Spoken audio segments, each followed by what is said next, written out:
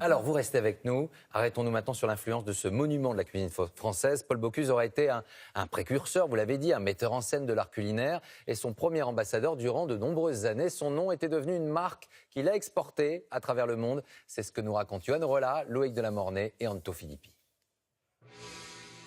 Un ambassadeur de la gastronomie française devenu incontournable.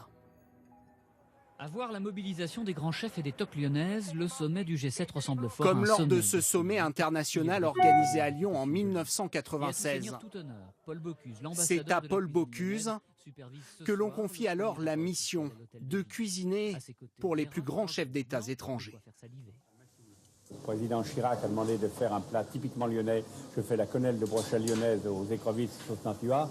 Et Georges Blanc, bien sûr, qui est dans la Bresse, va faire une volaille de Bresse. Paul Bocuse, premier grand chef français de renommée internationale, le fruit d'un talent, Conquérir New York, ce n'est plus un objectif pour les représentants de la cuisine française. mais surtout d'un travail acharné de VRP aux États-Unis et même en Asie, où le chef devient très vite un phénomène. Quand je suis arrivé à Osaka, dans cette école hôtelière, j'aurais dit, messieurs, on va improviser. La cuisine, c'est comme un tableau. Ça se peint au moment où on est et au goût de l'artiste. Grâce à ce travail de pionnier, la cuisine française a pu s'exporter partout dans le monde. Pour ce chef étoilé basé à Londres, rien n'aurait été possible sans Paul Bocuse. Je crois que c'était un des premiers vraiment à montrer notre patrimoine. Et c'est pour ça que la cuisine française dans le monde a été autant appréciée. Au Japon, aux États-Unis. Et sous la toque, un chef d'entreprise à la tête d'un empire.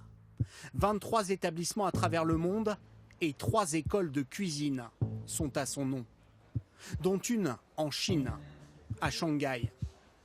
À l'aise sur tous les terrains, Paul Bocuse ouvre un restaurant à Disney World, en Floride. Il est aussi l'un des premiers en France à lancer sa gamme de produits cuisinés dans les supermarchés. Aujourd'hui, le chiffre d'affaires du groupe Bocuse dépasse 60 millions d'euros par an. Quand on additionne tous ces millions, est-ce que c'est l'argent? Est-ce que c'est le goût de la vie? Je vous pose la question. Pour la bonne raison, vous savez, quand on était jeune et qu'on a vu ses parents toute sa vie, savoir si on allait pouvoir payer le vigneron, savoir si on allait pouvoir payer le boulanger, un jour on a envie d'en avoir. À Lyon, en 2008, Paul Bocuse avait aussi ouvert sa propre chaîne de restauration rapide. Avec jusqu'au bout la volonté de vivre avec son temps et de rendre sa cuisine accessible à tous.